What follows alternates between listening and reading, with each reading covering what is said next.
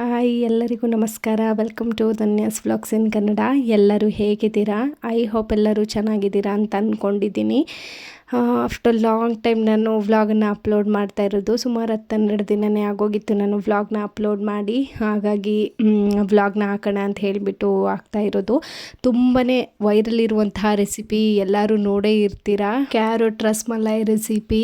ಈ ರೆಸಿಪಿನ ಶೇರ್ ಮಾಡ್ಕೊಳ್ಬೇಕು ಅಂತ ತುಂಬ ದಿನದಿಂದ ಅಂದ್ಕೊಳ್ತಾ ಇದ್ದೆ. ಹೇಗೆ ಬರುತ್ತೆ ಏನೋ ಟೇಸ್ಟ್ ಅಂತ ಅಂದ್ಕೊಂಡಿದ್ದೆ. ಬಟ್ ಸೀರಿಯಸ್ಲಿ ಹೇಳ್ತೀನಿ, ತುಂಬ ಅಂದರೆ ತುಂಬಾ ಸಖತ್ತಾಗಿರುತ್ತೆ ಟೇಸ್ಟ್ ಮಾತ್ರ. ನೀವು ಇನ್ನೂ ಏನಾದರೂ ಟ್ರೈ ಮಾಡಿಲ್ಲ ಅಂದರೆ ಪ್ಲೀಸ್ ಒಮ್ಮೆ ಟ್ರೈ ಮಾಡಿ ನೋಡಿ.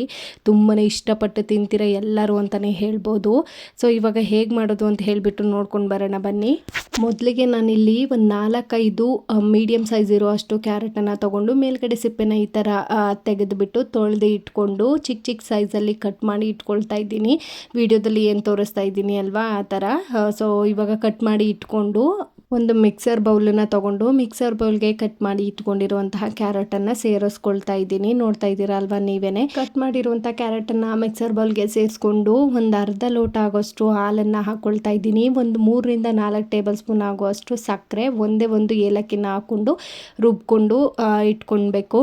ಆದಷ್ಟು ನುಣ್ಣಗೆ ರುಬ್ಕೊಳ್ಳಿ. ತುಂಬ ತರ್ತರಿ ಆಗಿಬಿಟ್ರೆ ಅಷ್ಟು ಚೆನ್ನಾಗಿ ಅನಿಸಲ್ಲ.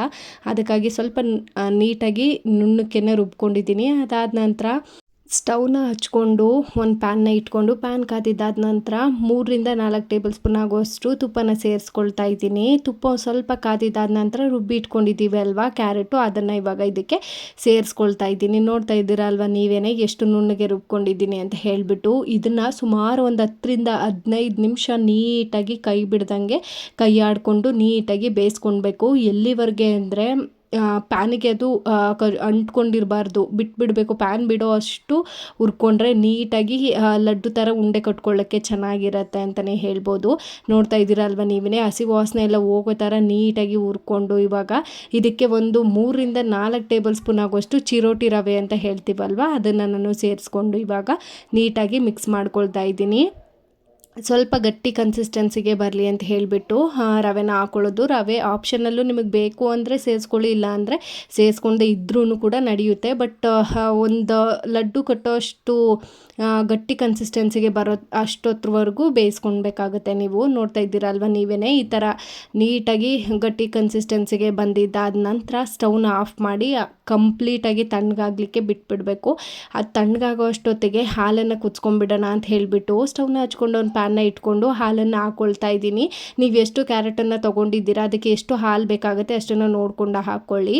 ಅದಾಗಿದ್ದಾದ ನಂತರ ಒಂದು ಬೌಲಲ್ಲಿ ಹಾಲನ್ನ ತೊಗೊಂಡು 2 ಟೇಬಲ್ ಸ್ಪೂನ್ ಆಗುವಷ್ಟು ಫ್ರೂಟ್ ಕಸ್ಟರ್ಡ್ ಪೌಡರ್ನ ಸ್ವಲ್ಪನೂ ಗಂಟಿಲ್ಲದೆ ಇರೋ ಹಾಗೆ ನೀಟಾಗಿ ಈ ಥರ ಕಲಿಸ್ಕೊಂಡು ಇಟ್ಕೊಳ್ಬೇಕು. ನೋಡ್ತಾ ಇದ್ದೀರಾ ಅಲ್ವಾ ನೀವೇ.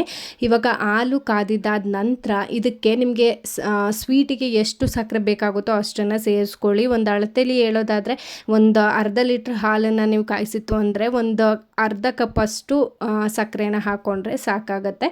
ಇವಾಗ ಸಕ್ಕರೆ ಎಲ್ಲ ಕರಗಿದಾದ ನಂತರ ಕಲಸಿ ಇಟ್ಕೊಂಡಿರುವಂಥ ಫ್ರೂಟ್ ಕಸ್ಟರ್ಡ್ ಪೌಡ್ರನ್ನು ಕೂಡ ಇದಕ್ಕೆ ಸೇರಿಸ್ಕೊಂಡ್ಬಿಟ್ಟು ನೀಟಾಗಿ ಮಿಕ್ಸ್ ಮಾಡ್ಕೊಳ್ಬೇಕು. ಒಂದು ಮೀಡಿಯಮ್ ಕನ್ಸಿಸ್ಟೆನ್ಸಿಗೆ ಬರೋ ಅಷ್ಟೊತ್ತಿಗೆ ಮಿಕ್ಸ್ ಮಾಡ್ಕೊಳ್ಳಿ. ಅದಾಗಿದ್ದಾದ ನಂತರ ಸ್ಟವ್ನ ಆಫ್ ಮಾಡಿಬಿಟ್ಟು ನಾನಿಲ್ಲಿ ಬೇಯಿಸಿ ಇಟ್ಕೊಂಡಿದ್ದೆ ಅಲ್ವಾ ಕ್ಯಾರೆಟು, ಅದನ್ನು ಇವಾಗ ಉಂಡೆಗಳ ಸೈಜಾಗಿ ಮಾಡ್ಕೊಳ್ತಾ ಇದ್ದೀನಿ. ಚಿಕ್ಕ ಚಿಕ್ಕ ಉಂಡೆಗಳಾಗಿ ಮಾಡಿಕೊಂಡ್ರೆ ಸಾಕಾಗುತ್ತೆ. ನೋಡ್ತಾ ಇದ್ದೀರಾ ಅಲ್ವಾ ನೀವೇ. ಕೈಗೇನು ಅಂಟ್ಕೊಳ್ಳಲ್ಲ, ಸ್ವಲ್ಪನೂ ತುಂಬಾ ಚೆನ್ನಾಗಿ ಬರುತ್ತೆ ಅಂತಲೇ ಹೇಳ್ಬೋದು. ಇವಾಗ ಒಂದೊಂದಾಗಿ ಉಂಡೆ ಮಾಡಿ ಎತ್ತಿ ಇಟ್ಕೊಳ್ತಾ ಇದ್ದೀನಿ. ಉಂಡೆ ಕಟ್ಟುವಾಗ ಏನಾದರೂ ಸ್ವಲ್ಪ ಕೈಗೆ ಅಂಟ್ಕೊಳ್ತಾ ಇದೆ, ಒಂದು ಸ್ವಲ್ಪ ಕೈಗೆ ಹತ್ಕೊಳ್ಳುತ್ತೆ ಅಂದರೆ ಸ್ವಲ್ಪ ಕೈಗೆ ತುಪ್ಪ ಅಥವಾ ಎಣ್ಣೆನ ಸವರ್ಕೊಂಡು ಉಂಡೆನ ಕಟ್ಕೊಂಡ್ರೆ ಕೈಗೆ ಅಂಟ್ಕೊಳ್ಳಲ್ಲ. ಇವಾಗ ಕಟ್ಟಿಟ್ಟಿರುವಂತಹ ಉಂಡೆನ ಕಾಯಿಸಿಟ್ಟಿರುವಂಥ ಕಸ್ಟರ್ಡ್ ಮಿಲ್ಕಿಗೆ ನಾವು ಇವಾಗ ಸೇರಿಸ್ಕೊಳ್ಬೇಕು. ನೋಡ್ತಾ ಇದ್ದೀರಾ ಅಲ್ವಾ. ಒಂದೊಂದಾಗಿ ನೀಟಾಗಿ ಸೇರಿಸ್ಬಿಟ್ಟು ಒಂದು 5 ಮಿನಿಟ್ಸ್ ಬಿಟ್ಟರೆ ಸಾಕು. ನೀವು ತಕ್ಷಣ ತಿಂತೀನಿ ಅಂದರೂ ತಿನ್ಬೋದು. ಒಂದು 5 ಮಿನಿಟ್ಸ್ ಬಿಟ್ಟರೆ ನೀಟಾಗಿ ಎಲ್ಲ ಚೆನ್ನಾಗಿ ಹಿಡ್ಕೊಳ್ಳುತ್ತೆ ಅಂತ ಹೇಳಿಬಿಟ್ಟು ಅಷ್ಟೇ. ಇವಾಗ ಮೇಲ್ಗಡೆ ನಾನು ಒಂದಷ್ಟು ಡ್ರೈ ಫ್ರೂಟ್ಸ್ ಪೌಡರ್ನ ಮಾಡಿ ಇಟ್ಕೊಂಡಿದ್ದೆ, ಅದನ್ನು ಕೂಡ ಇವಾಗ ಸೇರಿಸ್ಕೊಳ್ತಾ ಇದ್ದೀನಿ. ಮೇಲ್ಗಡೆ ನೋಡ್ತಾ ಇರ್ಬೋದು ನೀವೇ ಎಷ್ಟು ಚೆನ್ನಾಗಿ ಕಾಣಿಸ್ತಾ ಇದೆ ಅಲ್ವಾ. ತಿನ್ನಕ್ಕಂತೂ ತುಂಬ ಅಂದರೆ ತುಂಬಾ ಚೆನ್ನಾಗಿತ್ತು. ಮನೇಲಿ ಎಲ್ಲರೂ ಇಷ್ಟಪಟ್ಟು ತಿಂದರು. ಚಿನ್ನಿಮ್ಮ ಅಂತೂ ಇದಕ್ಕೆ ಕ್ಯಾರೆಟ್ ಕೇಕ್ ಅಂತಲೇ ಹೆಸರು ಇಟ್ಬಿಟ್ಲು, ಅಷ್ಟು ಇಷ್ಟ ಆಯಿತು ಅವಳಿಗಂತೂ. ಸೊ ನೀವು ಕೂಡ ಮಿಸ್ ಮಾಡದೆ ಮನೇಲಿ ಮಕ್ಕಳಿಗೆ ನಿಮ್ಮ ಮನೆಯವ್ರಿಗೆ ಮಾಡಿಕೊಡಿ, ತುಂಬಾ ಚೆನ್ನಾಗಿರುತ್ತೆ ಅಂತಲೇ ಹೇಳ್ಬೋದು.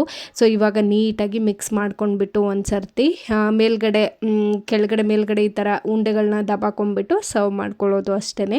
ನೋಡ್ತಾ ಇದ್ದೀರಾ ಅಲ್ವಾ ನೀವೇ ಎಷ್ಟು ಚೆನ್ನಾಗಿ ಕಾಣಿಸ್ತಾ ಇದೆ ಅಂತ ಹೇಳಿಬಿಟ್ಟು. ತಿನ್ನೋ ಕೂಡ ಅಷ್ಟೇ ಚೆನ್ನಾಗಿತ್ತು. ನೀವು ಕೂಡ ಮಿಸ್ ಮಾಡದೆ ಟ್ರೈ ಮಾಡಿ. ರೆಸಿಪಿ ಹೇಗೆ ಬಂದಿತ್ತು ಅಂತ ಹೇಳಿ ಕಾಮೆಂಟ್ ಹಾಕಕ್ಕೆ ಮರಿಬೇಡಿ. ಸಿಗ್ತೀನಿ ನೆಕ್ಸ್ಟ್ ವೀಡಿಯೋದಲ್ಲಿ. ಅಲ್ಲಿವರೆಗೂ ಕೀಪ್ ವಾಚಿಂಗ್, ಕೀಪ್ ಸಪೋರ್ಟಿಂಗ್. ವಿಡಿಯೋನ ಸ್ಕಿಪ್ ಮಾಡದೆ ಕೊನೆಯವರೆಗೆ ನೋಡಿರ್ತೀರಾ ಅಂತ ಅಂದ್ಕೊಳ್ತೀನಿ. ಈ ವಿಡಿಯೋ ನಿಮಗೇನಾದರೂ ಇಷ್ಟ ಆಗಿತ್ತು ಅಂದರೆ ಪ್ಲೀಸ್ ಒಂದು ಲೈಕ್ ಮಾಡೋಕ್ಕೆ ಮರಿಬೇಡಿ, ಸಬ್ಸ್ಕ್ರೈಬ್ ಮಾಡೋಕ್ಕೆ ಮರಿಬೇಡಿ, ಶೇರ್ ಮಾಡೋಕ್ಕೆ ಮರಿಬೇಡಿ. ಥ್ಯಾಂಕ್ ಯು ಸೊ ಮಚ್ ಎಲ್ಲರಿಗೂ.